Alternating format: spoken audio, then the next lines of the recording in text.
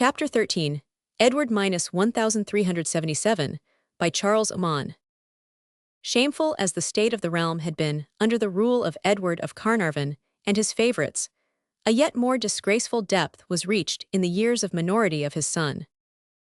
The young king was only 14, and the government fell into the hands of those who had set him on the throne, his mother and her paramour, Roger Mortimer. A council, headed by Henry Earl of Lancaster, was supposed to guide the king's steps, but as a matter of fact he was in Queen Isabella's power, while she was entirely ruled by Mortimer.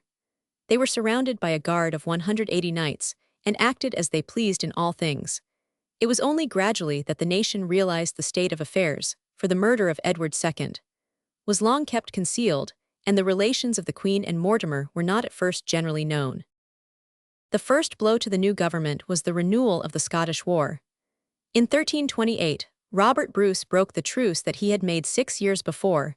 He was now growing advanced in age, and was stricken by leprosy, but he sent out, under James, the Black Douglas, a great host, 4,000 knights and squires, and 0 moss troopers, all horsed on shaggy Galloway ponies. They harried England as far as the Tees, and successfully eluded Mortimer, who went out against them, taking the young king with him. Outmarching the English day by day, Douglas retired before them across the Northumbrian fells, occasionally harassing his pursuers by night attacks. He returned home with much plunder, leaving not a cow unlifted, nor a house unburnt in all Tynedale. The English host came back foiled and half-starved, and Mortimer, not daring PG 181 to face another campaign, advised the Queen to make terms with the Scots. Accordingly, the shameful peace was signed at Northampton, by which England resigned all claims of suzerainty over the Scotch realm, sent back the crown and royal jewels, which Edward I had carried off to London, and gave the king's sister Joanna to be wed to Bruce's eldest son, 1328. Mortimer's failure led to insurrections against him, but they were mere baronial risings, not efforts of the whole people. Henry of Lancaster, who headed the first, was put down and heavily fined for his pains.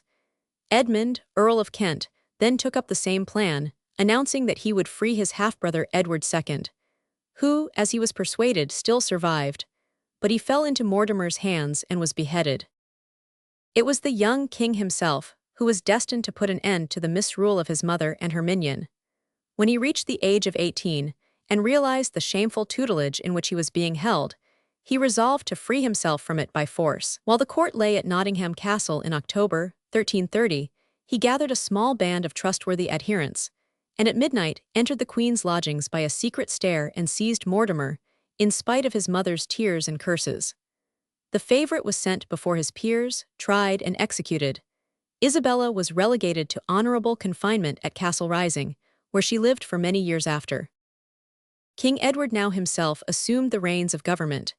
He was still very young, but in the Middle Ages men ripened quick if they died early, and Edward at 19 was thought both by others and himself old enough to take charge of the policy of the realm. He was in his youth a very well-served and well-loved sovereign, for he had all the qualities that attract popularity: a handsome person, pleasant and affable manners, a fluent tongue, and an energy that contrasted most happily with the listless indolence of his miserable father. It was many years before the world discovered that he was selfish, thriftless, reckless of his country's needs, and set on gratifying his personal ambition and love of warlike feats to the sacrifice of every other consideration. He was a PG 182 knight-errant of the type of Richard Coeur de Lion, not a statesman and warrior like his grandfather Edward I in his later years. His faculties showed a premature decay, and he fell into the hands of favourites, male and female, who were almost as offensive as the Gavestons and Despensers of the previous generation. Edward's reign falls into 3 well-marked periods. The first, 1330-39, is that of his Scottish wars. The second, 1339-60, is that in which he began the famous and unhappy 100 Years' War with France, and himself conducted it up to the brilliant but unwise Peace of Bretigny. The third, 1360-77, that of his declining years, is a time of trouble and misgovernment gradually increasing till Edward sank unregretted into his grave. Robert Bruce, the terror of the English, had died in 1329, leaving his throne to his son David II, a child of 5 years. The government fell into the hands of regents, who ill supplied the place of the dead king, and their weakness tempted the survivors of the English party in Scotland to strike a blow. Edward Balliol, the son of the long-dead John Balliol, accordingly made secret offers to Edward III that he would do homage to him for the Scottish crown and reign as his vassal if he were helped to win the land. With Edward's connivance, the young Balliol gathered together the Earls of Buchan and Athol and many other Scottish refugees in England and took ship to Scotland. He landed in Fife, was joined by his secret friends, beat the regent, the Earl of Mar, and seized the greater part of Scotland.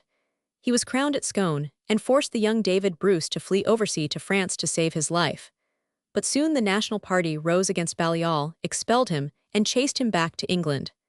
Edward then took the field in his favour and met the Scots at Halidon Hill near Berwick. Here he inflicted on them a crushing defeat, which the English celebrated as a fair revenge for the blow of Bannockburn.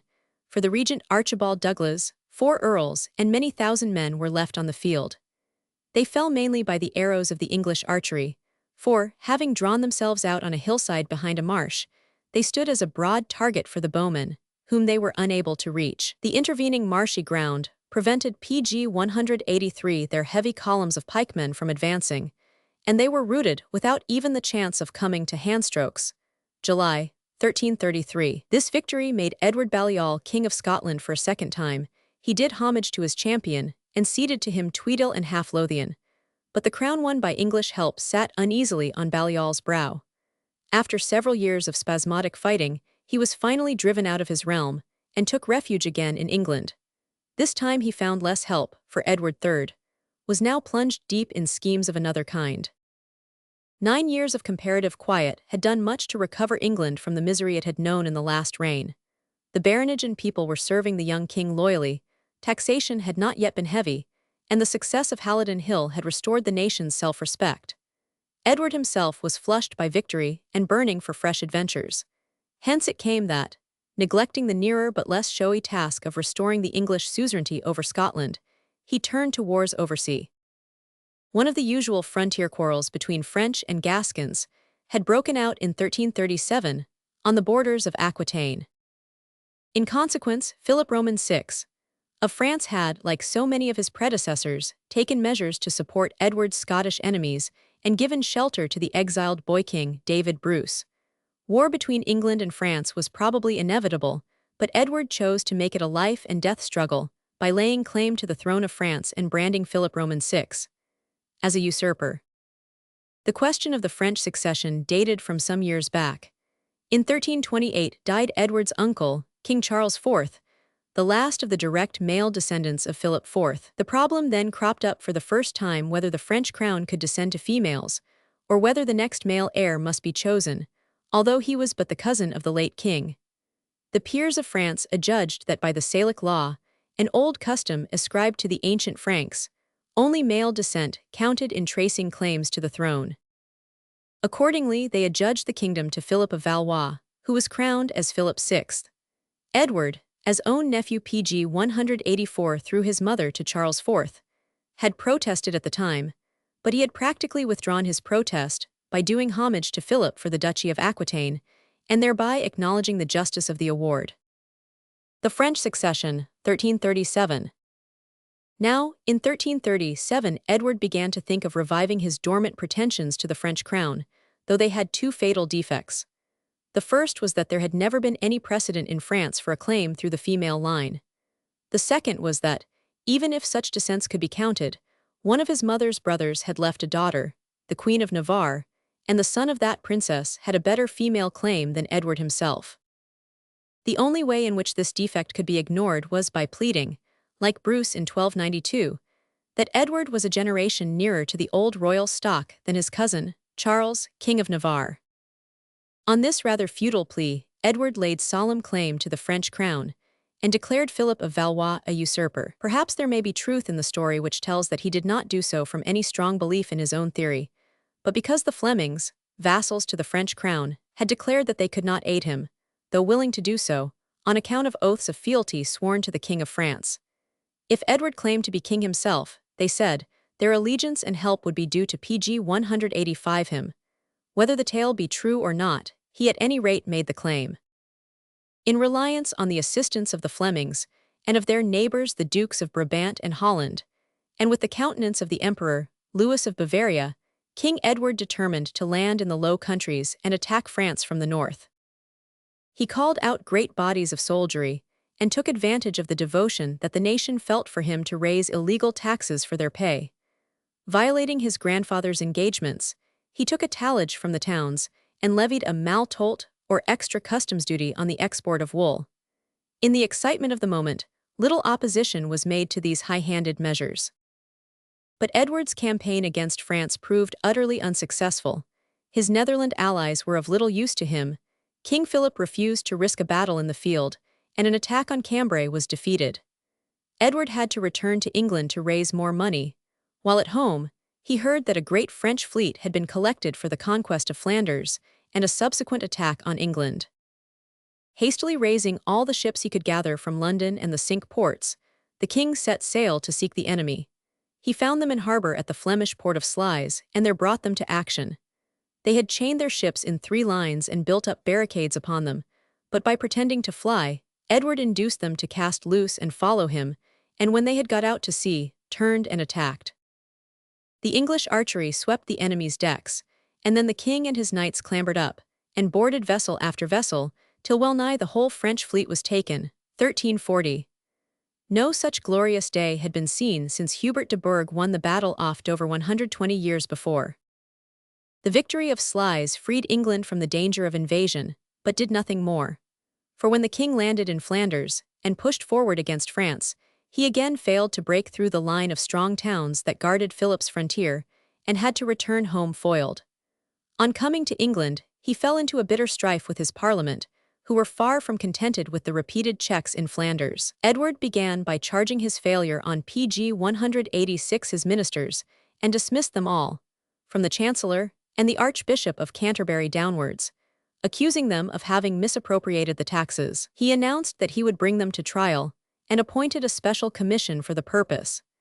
This led to a vindication of the ancient right of trial by a man's equals, for John de Stratford, the Archbishop, insisted on being tried in Parliament by the barons his peers, and carried his point against the king's strenuous opposition. He was of course acquitted, as nothing could be found against him. The Parliament only consented to grant the king fresh supplies when he swore, 1. To let them appoint a committee to audit the accounts of the money, 2. To take no further maltolts or tallages, but confine himself to the duly voted supplies, 3. To choose his ministers only with Parliament's consent, and make them answerable to Parliament for malfeasance in their office. 1341. If these conditions had been kept, the crown would have been completely under control of the National Council, but Edward shamelessly broke them when fortune turned in his favour. England had now been 5 years at war with France, and had gained nothing thereby save the destruction of the French navy at Sluys. France had fared equally badly, and in a lucid moment the kings signed a truce. But both Edward and Philip, and their subjects had come to dislike each other so bitterly, that no end could be put to the war till one or other had gained a decisive victory. The struggle was soon renewed on fresh ground, the Duchy of Brittany, where a disputed succession had occurred. With strange want of logic, Philip VI backed the claimant whose pretensions were based on a female descent, and Edward the one who claimed as next male heir under the Salic law. Thus each supported in Brittany the theory of descent which he repudiated in France. After much indecisive fighting, both in Brittany and on the Gascon border, Edward determined on a new invasion of France in 1345. Giving out that he would sail to Bordeaux, he really landed near Cherbourg in Normandy, where the enemy was not expecting him. He had determined to fight the campaign with English forces alone, and no longer to rely on untrustworthy continental friends. With 4,000 men-at-arms, 10,000 bowmen, and light Welsh and Irish infantry, he pg 187 pushed boldly through the land, sacking Saint-Lo and Caen, and driving the local levies of Normandy before him. But he had cut himself loose from the sea, and as his course drew him into the interior, the French began to muster on all sides of him in great numbers and in high wrath. It was evident that he ran great danger of being surrounded, and would certainly have to fight for his life. When he reached the Seine, King Philip broke down all the bridges to prevent his escape, and it was more by chance than good generalship that the English army succeeded in forcing a passage. Hearing of the vast numbers that were coming against him, Edward now turned north, but he was again checked by the river Somme, and only got across by fighting his way over the dangerous sea-swept ford of Blanchetaque, near the river's mouth, in face of the levies of Picardy. 3 days later he was overtaken by the French at Crécy, in the county of Ponthieu, and had to turn and fight. King Philip had brought up a vast army, some 12,000 men-at-arms and 0-foot soldiers, including several thousand Genoese crossbowmen, who were reckoned the best mercenary troops in Europe. Edward drew up his host on a hillside, north of Crécy, placing his archers in front, with bodies of dismounted men-at-arms to support them. 2/3 of the army were arrayed in the front line, under the nominal command of Edward, Prince of Wales, the 15-year-old son and heir of the king. Edward kept the rest in reserve higher up the hill, under his own hand. Crécy was the first fight which taught the rulers of the continent the worth of the English bowmen. When the vast French army came up against them, they easily repelled every attack. First, they riddled with arrows the Genoese crossbowmen, who could make no stand against them, for the archer could shoot 6 times before the Genoese could wind up their clumsy arbalists for a second discharge. Then when the French chivalry advanced, they shot down men and horses so fast that it was only at a few points that the enemy ever succeeded in reaching their line, and coming to handstrokes with the Prince of Wales and his dismounted knights. At evening the French fled, routed by less than 1/3 of their numbers, before King Edward and his reserve had occasion to strike a single blow. Edward knighted PG 188 his son on the field, the first victory of the celebrated Black Prince, who was to prove as good a soldier as his father. When the French dead were counted, it was discovered that the English archery had slain 11 dukes and counts, 83 barons, 1,200 knights, and more than 20,000 of the French soldiery. John, King of Bohemia, who had come to help Philip VI, though he was old and weak of sight, was also among the slain. On the other hand, the English had lost less than 1,000 men, August 26, 1346. After this splendid victory, King Edward was able to march unmolested through the land. He resolved to end the campaign by taking Calais, the nearest French seaport to the English coast, and one which, if held permanently, would give him an ever-open door into France. Accordingly, he sat down before Calais and beleaguered it for many months, till it fell by famine in the next year. The King of France could do nothing to relieve it, and the town had to yield at discretion. The men of Calais had made many piratical descents on England, and Edward was known to bear them a grudge for this. Therefore 7 chief burgesses of the place gallantly came forward to bear the brunt of his wrath, and offered themselves to him with halters round their necks, begging him to hang them, but spare PG 189 the rest of their townsmen. Edward was at first inclined to take these patriotic citizens at their word, but his wife Queen Philippa urged him to gentler counsels, and he let them go. But he drove out of Calais every man who would not own him as king and swear him fealty, and filled their places with English colonists. Thus Calais became an English town, and so remained for more than 200 years, a thorn in the side of France, and an open gate for the invader from beyond the Channel. While the siege of Calais had been in progress, the Scots had made a bold attempt to invade the north of England. The young king, David Bruce, grateful for the shelter which Philip VI had given him in the days of his exile, had crossed the Tweed, in the hope of drawing Edward home, and so robbing him of the results of his campaign in France. But Queen Philippa summoned to her aid all the nobles who had not gone oversea, and mustered them at Durham. David Bruce pushed forward to meet them, but at Neville's Cross he met with a crushing defeat. Once more it was found that the Scottish pikemen could not stand against the English archery. They were beaten with terrible loss, and the king himself and many of his nobles were taken prisoners and sent to London October 1346. Edward came back from Calais to England laden with glory and spoil, but all his plunder could not pay for the exhaustion which his heavy taxes and levies of men had brought upon his realm. The nation, however, was blinded to its loss by the glory of Crécy, and the war would probably have been continued with increased energy but for a fearful disaster which befell the land in the year after the fall of Calais. A great plague which men called the Black Death came sweeping over Europe from the east, and in the awful havoc which it caused wars were for a time forgotten. England did not suffer worse than France or Italy, yet it is calculated that a full half of her population was stricken down by this unexampled pestilence. Manor rolls and bishops' registers bear out by their lists in detail the statements which the contemporary chroniclers make at large.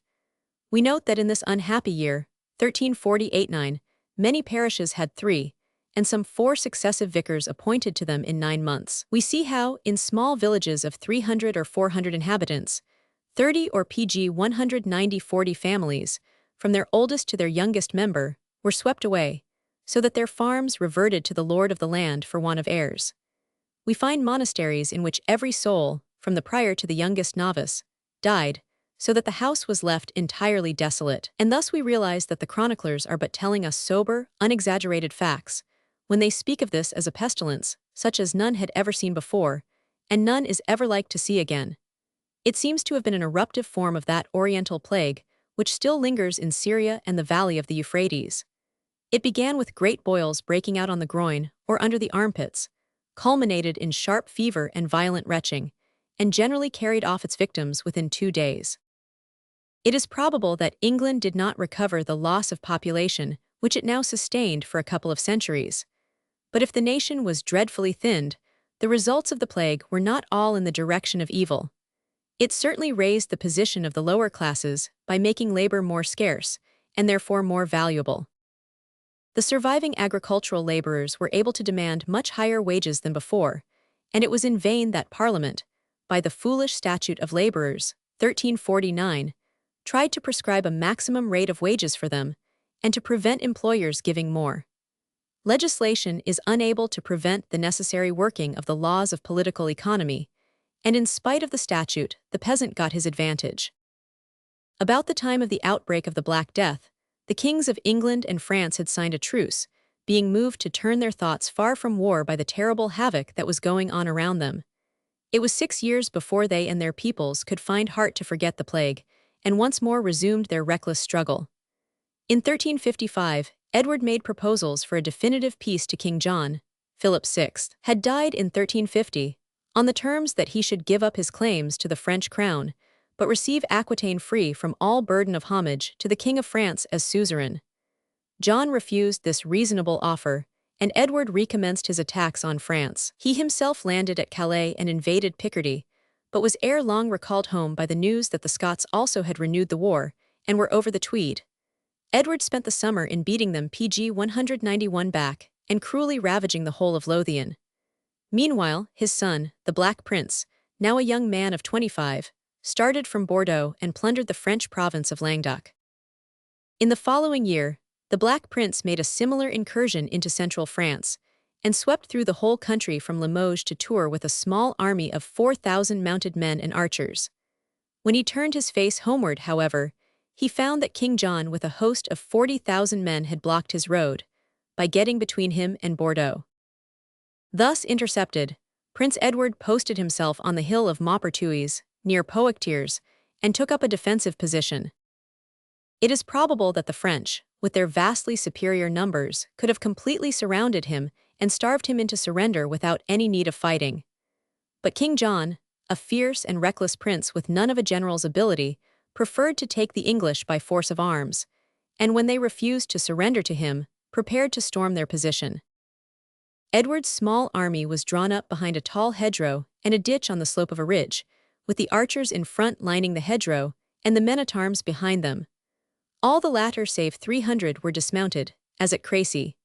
The Earls of Salisbury and Warwick had command of the 2 divisions which formed the front line, while the prince himself stayed behind with the reserve. John of France, remembering the disaster of Crecy, where the English arrows had slain so many horses, dismounted all his knights save a few hundred, and led them on foot up the hill in 3 divisions.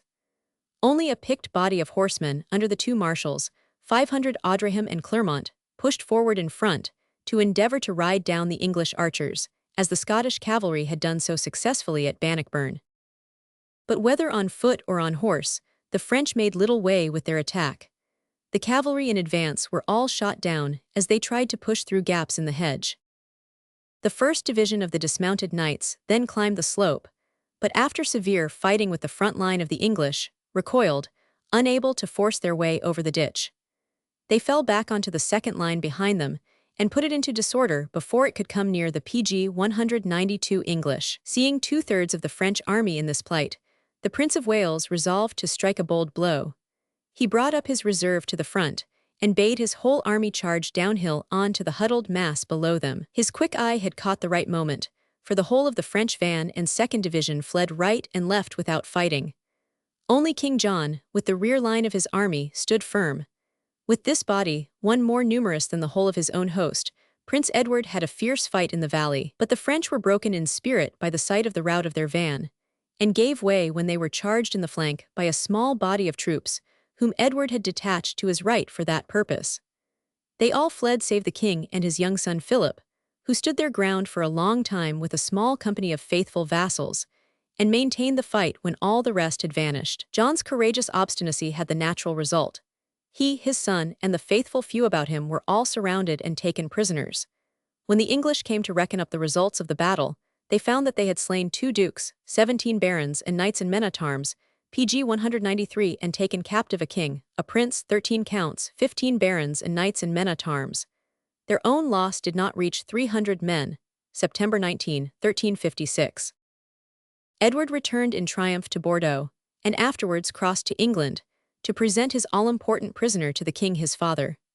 The prince treated John with great gentleness and courtesy, and did all that he could to avoid wounding his feelings.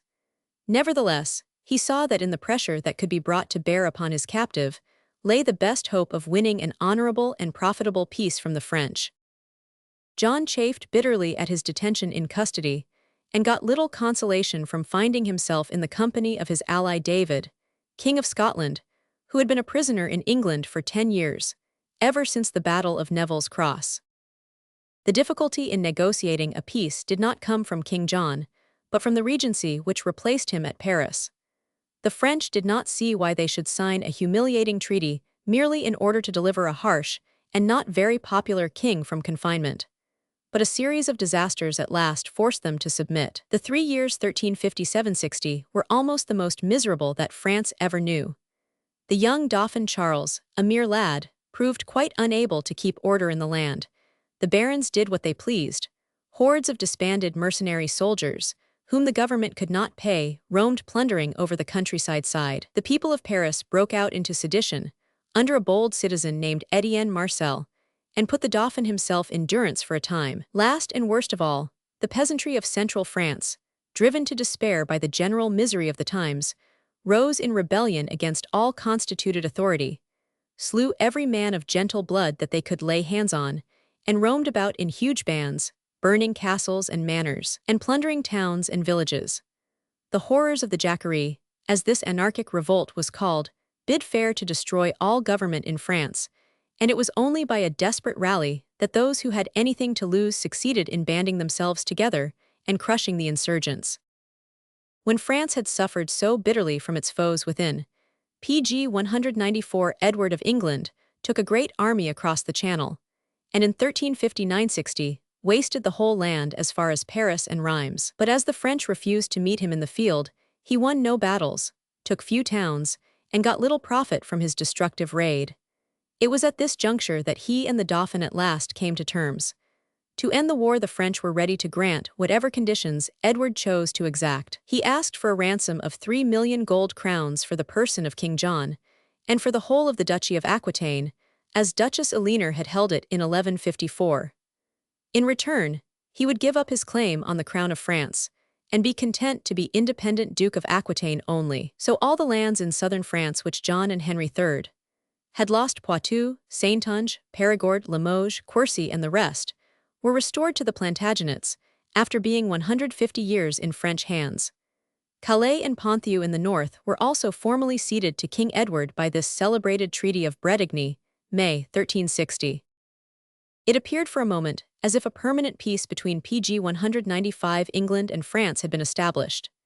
King Edward, in return for giving up a claim on the whole of France, which no one had taken very seriously, had won the long-lost lands which his ancestors had never hoped to retake.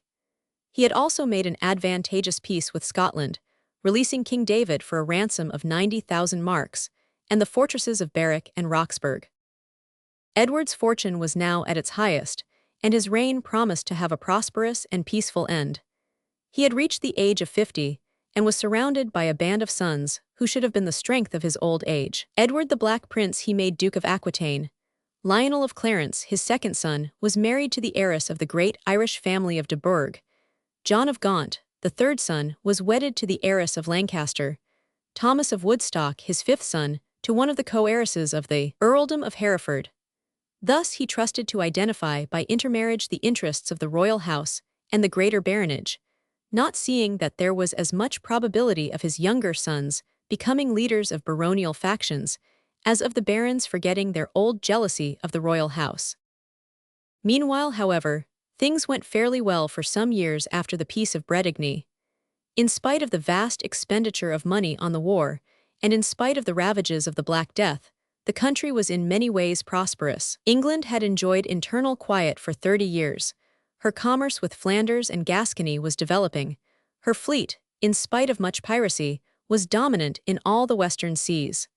The increase of wealth is shown by the fact that Edward Roman III, first of all English monarchs, issued a large currency of gold money, 1349, and that his nobles, as the broad thin pieces were called, became the favorite medium of exchange in all northwestern Europe, and formed the model for the gold coins of the Netherlands, part of Germany and Scotland. Manufactures as well as foreign trade were beginning to grow important. The reign of Edward is always remembered for the development of the weaving industry in eastern England. He induced many Flemish weavers to settle in Norwich and elsewhere, moved, it is said, by the advice of his Netherlandish queen, Philippa of Hainault. But the main exports of England were still raw PG 196 material, especially wool and metals, and not manufactured goods. The English trader did not usually sail beyond Norway on the one hand, and North Spain on the other. Intercourse with more distant countries was carried on mainly by companies of foreign merchants, of whom the men of the Hanse towns were the most important. These Germans had a factory in London called the Steelyard, where they dwelt in a body, under strict rules and regulations. It was by them that English goods were taken to the more distant markets on the Baltic or the Mediterranean. The reasons why the Treaty of Bretigny failed to give a permanent settlement of the quarrel between England and France were many. The English pleaded that the French never fulfilled their obligations, for King John found his people very unwilling to raise his huge ransom, and never paid half of it. He returned to England in 1364 to surrender himself in default of payment, for he had a keen sense of honor in such things, and then died. His son, Charles V, at once refused, as was natural, to pay the arrears. But a more fruitful source of quarreling was the civil war in Brittany, which still lingered on after 20 years of fighting. English and French succors came to help the two rival dukes, and fought each other on Breton soil, though peace reigned elsewhere. The same thing was soon after seen in Spain. Pedro the Cruel, the wicked king of Castile, was attacked by his bastard brother, Henry of Trastamara, who enlisted a great host of French mercenaries, under Bertrand du Guesclin, the best professional soldier in France. Driven out of Castile by the usurper and his allies, Pedro fled to Bordeaux, where the Black Prince was reigning as Duke of Aquitaine. He enlisted the help of the English, who were jealous of French influence in Spain, and bought the aid of Edward's younger brothers, John of Gaunt, who was now a widower, and Edmund of Cambridge, by marrying his two daughters to them. Edward raised a great army of English and Gascons, and crossed the Pyrenees to restore King Pedro. At Najara he routed the French and Castilians, took Bertrand du Guesclin prisoner, and drove Henry of Trastamara out of the land, 1367. But the ungrateful Pedro then refused to repay the large sums which Edward had spent in PG 197 raising his army, and the prince withdrew in wrath to Aquitaine. He took back with him an intermittent fever which he had caught in Spain, and never recovered his health. Left to his own resources, Pedro was soon beset for a second time by his brother and the French. He was captured by treachery, and slain by Henry of Trastamara's own hand. Edward had raised vast sums of money from Aquitaine for his Spanish expedition, by heavy taxation, which sorely vexed his new subjects. For the Poitevins and other French, who had become the unwilling vassals of an English lord by the Treaty of Bretigny, were entirely without any sympathy for Edward and his plans. When the prince returned, broken in health and penniless, from Spain, they plotted rebellion against him, with the secret approval of the young King of France. It soon appeared that Edward III had been unwise in annexing so many districts of purely French feeling and blood to the Gascon duchy. For in 1369-70 Poitou, Limoges, and all the northern half of Aquitaine broke out into rebellion, and Charles V openly sent out his armies to aid them. The Black Prince took the field in a litter, for he was too weak to ride, and stormed Limoges, where he ordered a horrid massacre of the rebellious citizens, a deed that deeply stained his hitherto untarnished fame. But his strength could carry him no further. He returned helpless to Bordeaux, and presently resigned the Duchy of Aquitaine and returned to England, there to languish for some years, and die at last of his lingering disorder. The king himself, though not yet 60 years of age, had fallen into a premature decay both of mind and body, so that his son's early decease was doubly unfortunate.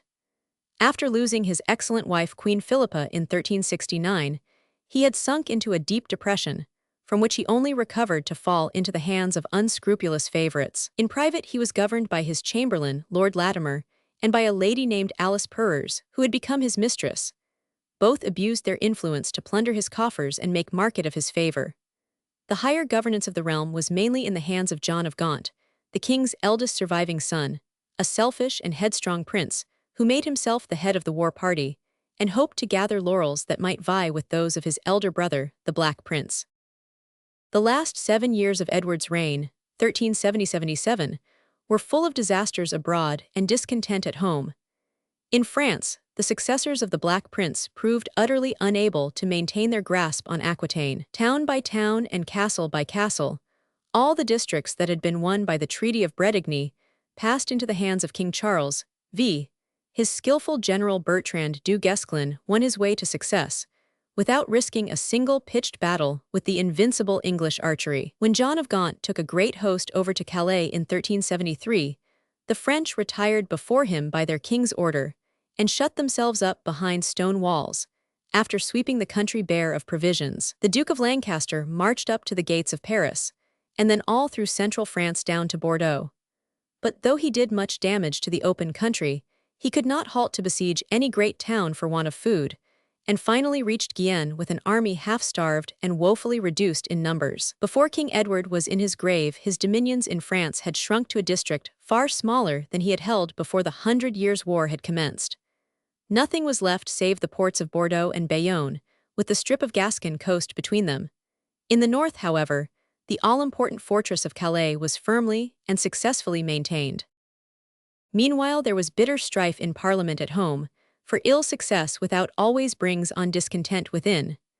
John of Gaunt, since he was known to sway his father's counsels, was forced to bear the brunt of the popular displeasure. It was he who was considered responsible for the misconduct of the French war, the peculations of the king's favorites, and the demands of the crown for increased taxation. The party opposed to him in Parliament counted as its head the good Bishop William of Wykeham, who had been Chancellor fro to 1371, and had been driven from office by Lancaster's command.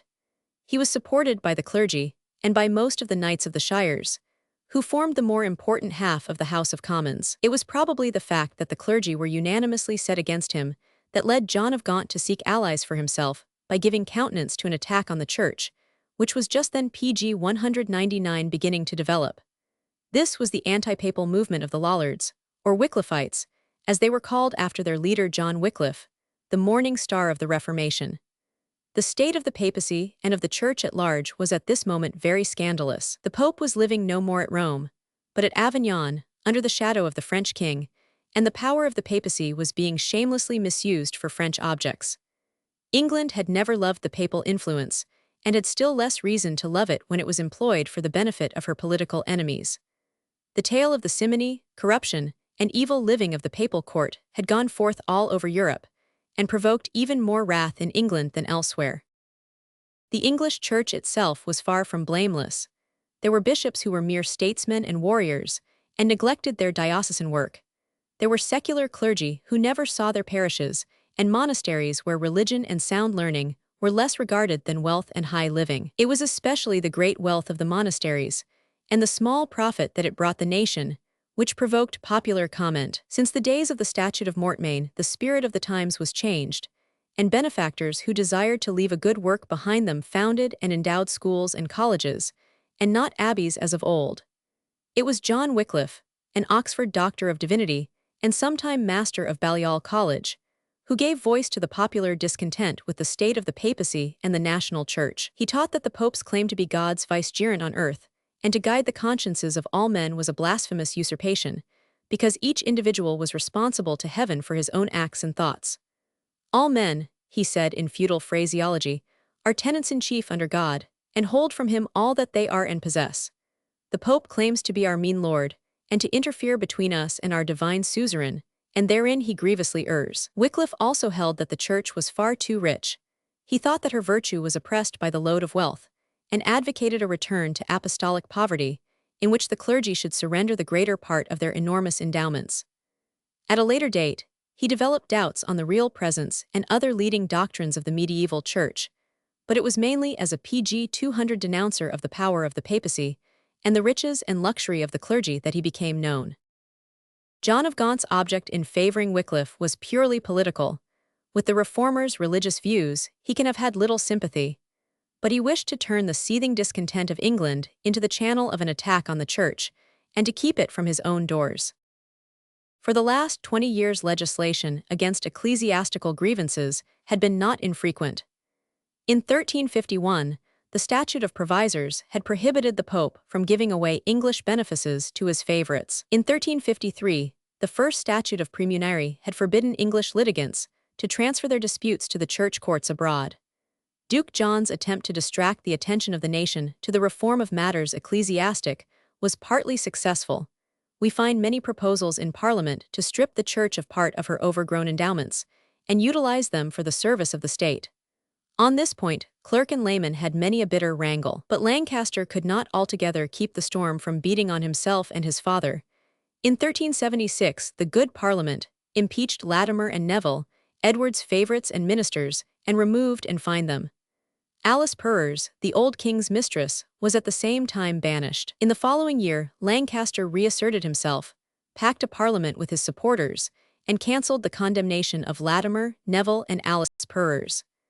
The Bishop of London, in revenge, arrested Lancaster's protégé Wycliffe and began to try him for heresy, but the Duke appeared in the court, and so threatened and browbeat the bishop that he was fain to release his prisoner.